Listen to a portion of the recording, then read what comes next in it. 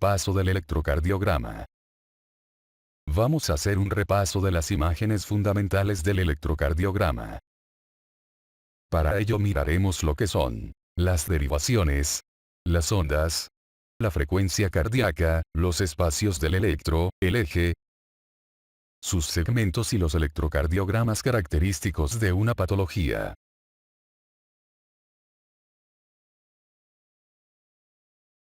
El electrocardiograma es una imagen plana y la conducción cardíaca es tridimensional, por lo que para no perdernos nada de lo que esté ocurriendo en el corazón necesitamos derivaciones en distinta localización.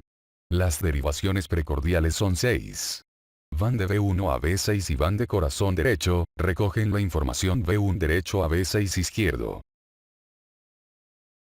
La conducción cardíaca va de la aurícula derecha hacia el ventrículo izquierdo. Va de derecha a izquierda, por lo que V1, que está situado derecho, ve la onda alejarse. Como ve la onda alejarse, V1 tiene las ondas negativas.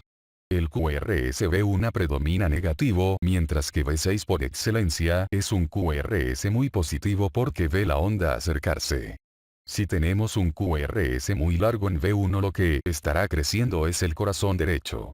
Y si tenemos un QRS muy alto, en V6, lo que estará creciendo es el ventrículo izquierdo. Importante conocer la colocación de las derivaciones porque nos orientarán a localizar los infartos que eleven el ST. Las derivaciones de miembros se localizan a BR en la derecha, la R de right, ABL en la izquierda, L de left. 2, 3 y ABF vienen en el corazón inferior, por lo tanto la elevación del ST en 2, 3 y ABF nos determina que estamos ante un infarto de cara inferior. 1 y ABF nos ayudan a determinar el eje, como veremos a continuación. En V1 y V6 es donde mejor podemos localizar patologías, por lo que si nos dicen un electro con todas las derivaciones, lo primero que habría que visualizar es V1 y V6.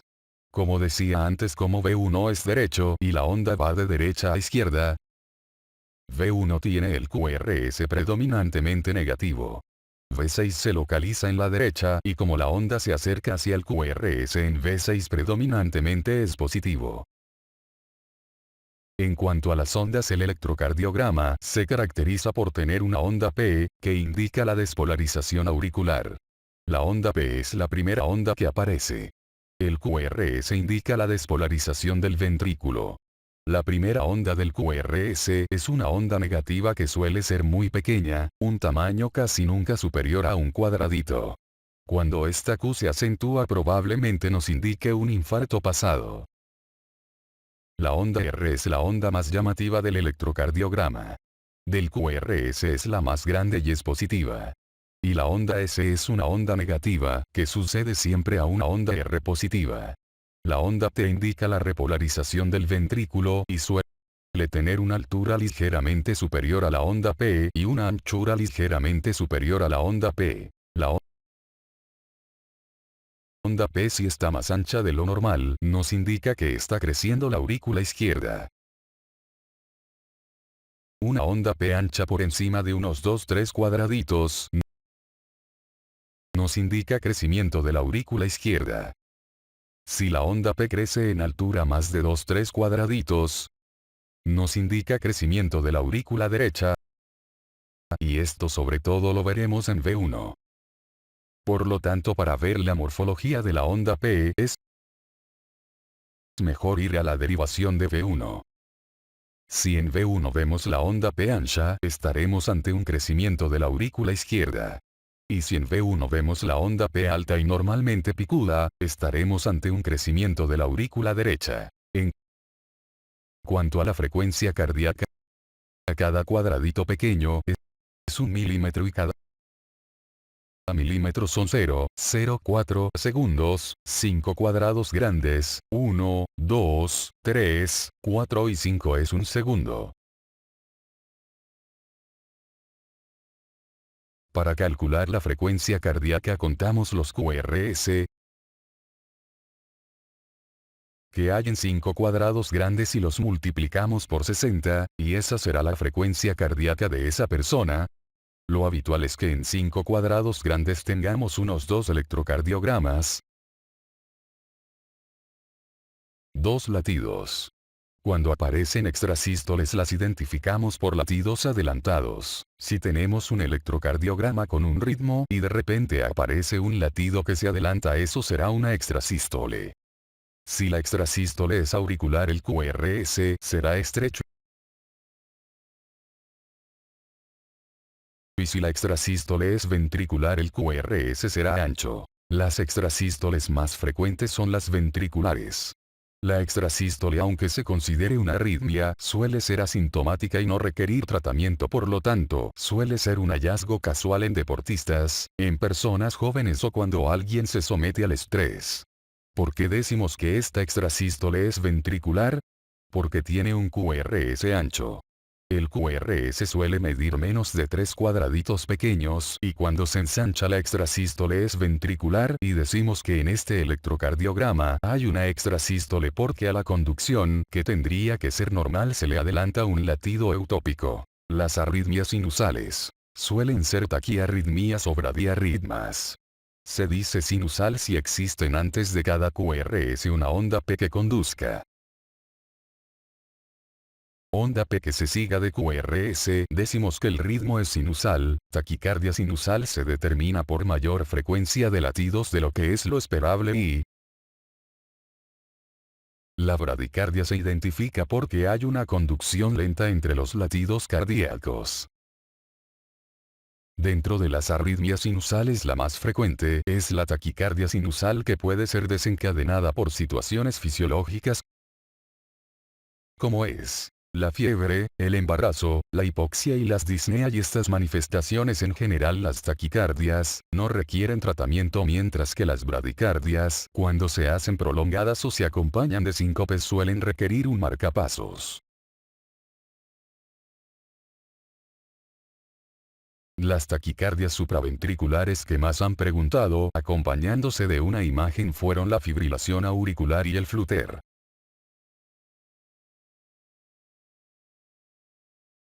¿Cómo las diferenciamos? Las dos tienen dientes de sierra.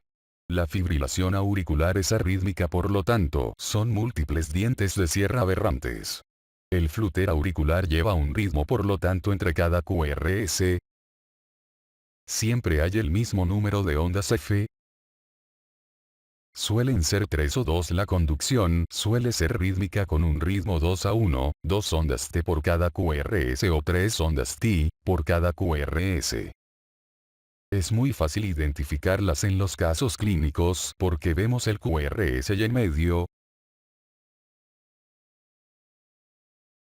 hay un número constante de ondas T, siempre el mismo. Las arritmias suelen ser las que más frecuentemente pueden ir acompañadas de una imagen. Fibrilación, dientes de sierra múltiples; fluter, dientes de sierra constantes. La taquicardia ventricular sería un caso clínico de un paciente en el que nos dicen que ha pasado un infarto agudo de miocardio. El antecedente suele ser un infarto y se caracteriza porque el QRS es aberrantemente ancho y varios QRS muy continuos, sin identificarse bien la onda P. Son muy próximos los QRS y están tan juntos que se pierde la identificación de las ondas P y las ondas T. La fibrilación ventricular vendría acompañada de un caso clínico de un paciente que hace parada cardiorrespiratoria, un paciente con cualquier patología que entra en una clínica de síncope y fallece. El paso previo al fallecimiento a la parada cardiorrespiratoria en casi todos los casos es una fibrilación ventricular. En cuanto a los espacios del electrocardiograma, de la onda P a la onda R, el espacio PR; de la onda Q a la onda T, el espacio QT, y también hay que conocer el ancho del QRS. De mayor a menor, el QT suele medir 2 cuadrados grandes, o lo que es lo mismo 10 milímetros, 10 cuadraditos. El QT debería de medir por debajo de 10 milímetros de 10 cuadraditos pequeños o 2 cuadrados grandes. El espacio PR debe de medir menos de 5 milímetros. Menos de un cuadrado grande menos de 5 cuadraditos, y el QRS debe de medir menos de 3 milímetros. QR menos de 5 milímetros. QRS menos de 3 milímetros y QT menos de 10 milímetros. Cuando tenemos un espacio PR menor de 3 milímetros, tendremos una taquicardia o un síndrome de preexcitación. Aunque no conozcamos bien las medidas, se ve claramente porque la onda P se sigue del complejo QRS, apenas hay un espacio PR. En el caso de un PR largo casi siempre estaremos ante un bloqueo, cuando el espacio PR mide más de 5 milímetros, en este caso 10, estaremos ante un bloqueo. Los distintos bloqueos de las imágenes que se pueden incluir en los casos clínicos son sencillas de identificar, si nos quedamos con las ideas claras. El bloqueo de primer grado simplemente es un PR alargado, un PR que tiene más de 5 milímetros más de un cuadrado grande, es siempre constante, siempre mide lo mismo, aquí mide 7 milímetros. 7 cuadraditos, aquí otros 7, aquí otros 7, otros 7. Todo el electrocardiograma, toda la derivación que monitoricemos tendrá una medida constante de PR y será mayor de un cuadrado grande, mayor de 5 cuadraditos. En el de segundo grado tenemos dos tipos, el MOVIDS 1 es aquel en el que va alargando hasta que de repente deja de conducir. Vemos aquí un PR de 6 milímetros, aquí de 9 y aquí de repente deja de conducir. Alargamiento progresivo del PR hasta que de repente nos encontramos sin QRS. El MOVIDS 2 es más grave porque es un PR que es constante, vemos aquí unos 4 cuadraditos, aquí otros 4, otros 4, otros 4 y de repente de forma brusca y sin avisar deja de haber un QRS. MOVIDS 1 se va alargando hasta que desaparece el QRS y MOVIDS 2, de forma brusca no tenemos QRS. El grado 3 es el más grave. Es una disociación áurico-ventricular, la aurícula conduce por su cuenta, se guía con un marcapasos y el ventrículo por otro, por lo tanto cada onda P no siempre se sirve de un QRS y se caracteriza porque es muy larga. Es decir, hay una frecuencia cardíaca muy disminuida. Vemos que todos los espacios están alargados y además los QRS suelen ser anómalos, bien anchos, bien estrechos, bien con ondas aberrantes, pero no es un QRS normal. QRS anormales con conducciones excesivamente lentas, bloqueo de tercer grado con disociación auricular-ventricular. El QRS ancho mayor de 3 milímetros nos suele indicar bloqueo de rama. El bloqueo de rama izquierda tiene una morfología característica en M como veremos a continuación.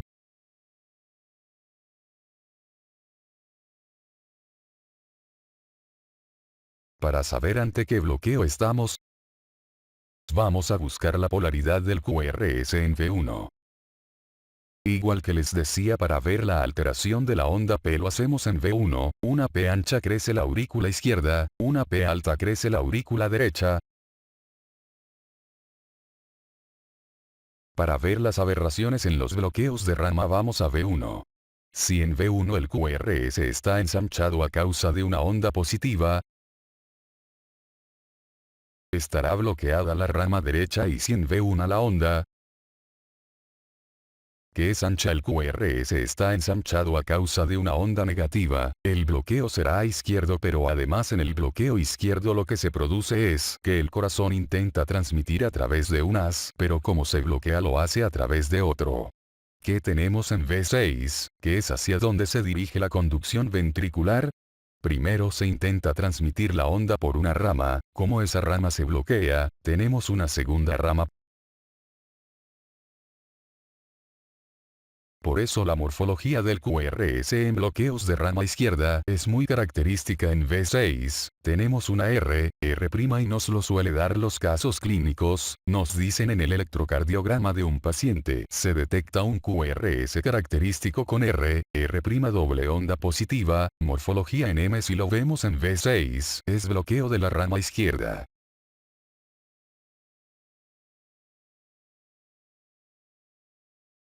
En cuanto al eje cardíaco, lo calculamos a través de ABF, hacia abajo la derivación 1 hacia la izquierda.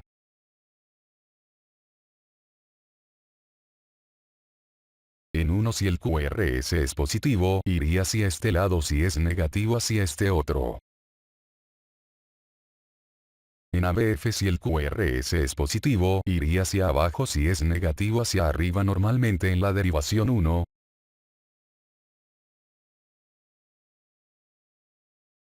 Y en la derivación ABF el QRS es positivo y por eso el eje fisiológico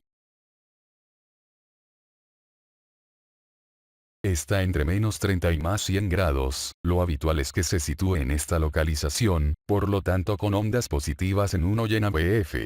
Si el eje es más negativo que menos 30, es de menos 60, menos 90, menos 100, el eje está desviado hacia la izquierda, y si es más positivo de más 100, más 120, más 180, el eje estará desviado hacia la derecha.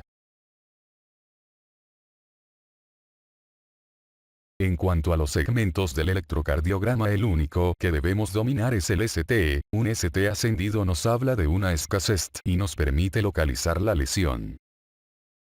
La corriente subepicárdica.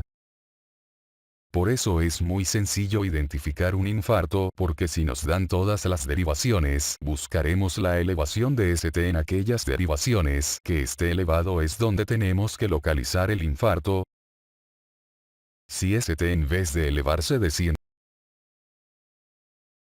del escasez no nos localiza la lesión, será un daño difuso, será una oclusión incompleta, habrá circulación colateral que supla y no podremos localizar, estaremos ante una angina. El infarto con onda Q, característica a los pocos minutos, produce una elevación del ST.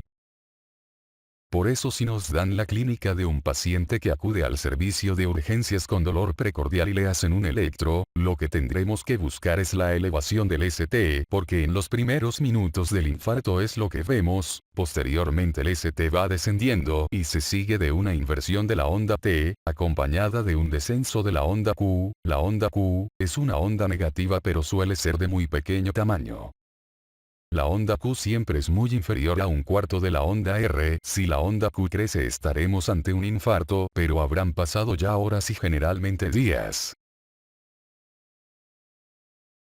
¿En qué personas les parece que podamos tener una onda Q asintomática, que sea el hallazgo casual en un electrocardiograma de onda Q sin que tengamos datos de que los días previos hayan tenido un infarto?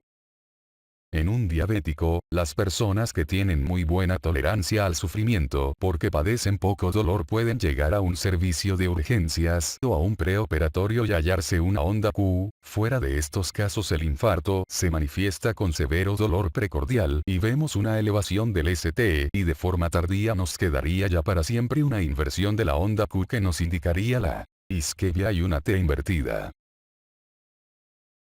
La lesión subepicárdica que produce oclusión completa da lugar a ondas T, picudas y altas y ascenso del ST. Posteriormente el ST disminuye y lleva a aplanarse. Si pasados unos meses un paciente que ha sufrido un infarto persiste con elevación del ST, deberíamos de pensar en un aneurisma. Por lo tanto, un dato clínico de un paciente que ha tenido un infarto en los meses pasados, y sin embargo el médico que lo atiende se extraña porque persiste con elevación del ST, pensaremos en un aneurisma.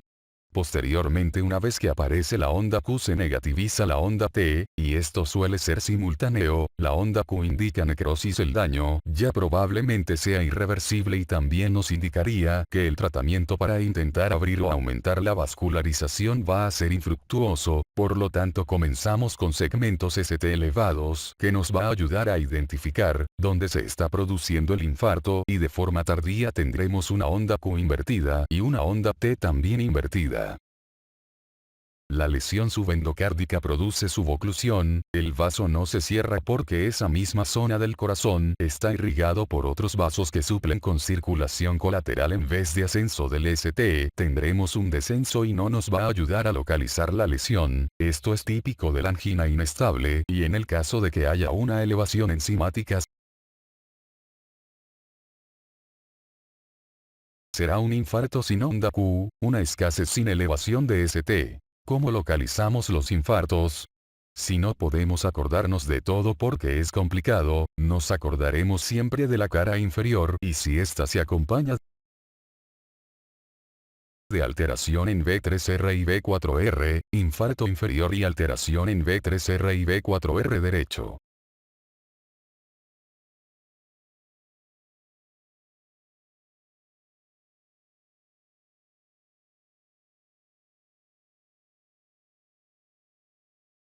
Si tenemos una aparición de elevación de ST en V1 y V2 el infarto será septal. V1 y V2 ven el septo. Si tenemos una elevación de ST en V3 y V4, V3 y V4 ven la parte anterior del corazón. Si se produce en 1, ABL, V5 y V6 es el lateral del corazón lo que vemos. 1 ABL, V5 y V6. El ventrículo derecho se suele asociar de infarto inferior 2, 3 y ABF y además en V3R y V4R. La cara inferior la ven en 2,3 y ABF y el infarto posterior simplemente es una imagen en espejo del septal, por lo tanto el infarto posterior en vez de tener una característica onda Q, tendrá una onda R en V1 y V2.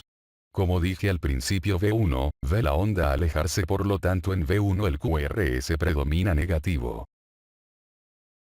Si en V1 tenemos una onda R llamativamente positiva y el ST está descendido, estaremos viendo el espejo de un infarto y el infarto se está produciendo en la cara posterior. Infarto que me gustaría que recordaran es el del ventrículo derecho. Se asocia segmento ST elevado en V4R y V3R pero además se suele elevar en 2, 3 y ABF. ¿Por qué? Porque la arteria coronaria derecha proximal además de irrigar el ventrículo derecho, irriga la parte inferior del corazón.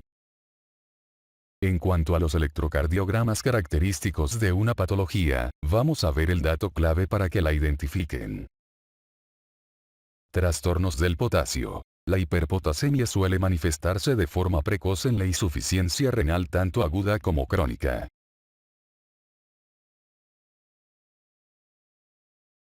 Como se sabe el potasio elevado se debe controlar rápidamente porque puede provocar una arritmia fatal.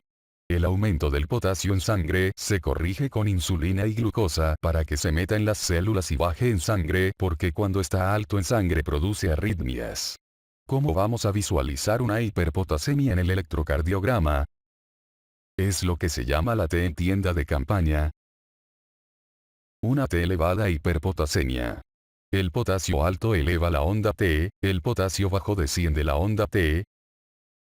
Muy característico que nos den un caso clínico de un paciente que está en tratamiento con diuréticos, sobre todo los diuréticos de Lassa como la furosemida, es la primera causa de hipopotasemia, también lo son la diarrea severa y se visualiza en el electrocardiograma con una onda T aplanada.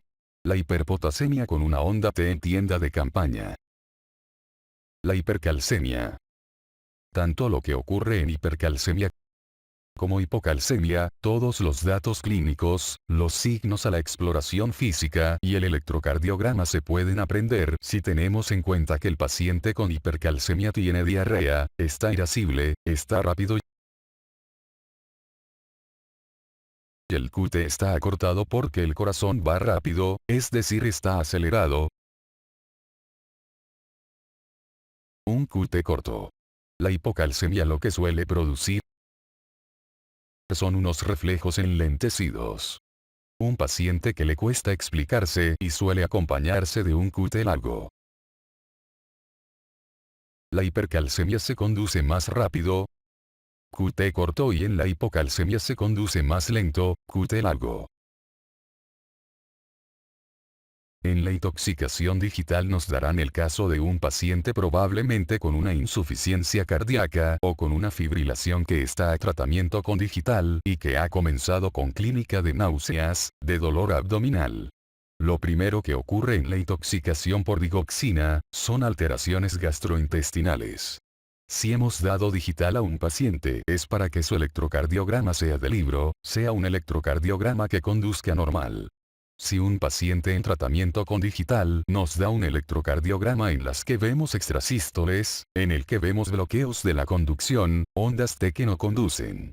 Cuando encontremos bien extrasístoles, bien bloqueos, bien taquicardias en un paciente con intoxicación digital y habitualmente en un mismo electro, dos de ellas por ejemplo una taquicardia y bloqueos, lo más probable es que se deba a una intoxicación por digital.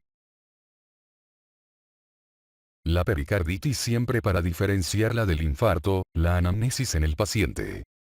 El paciente con pericarditis suele contar un cuadro catarral con fiebre y gripe, pero es que además la pericarditis nunca tiene descenso de la onda Q.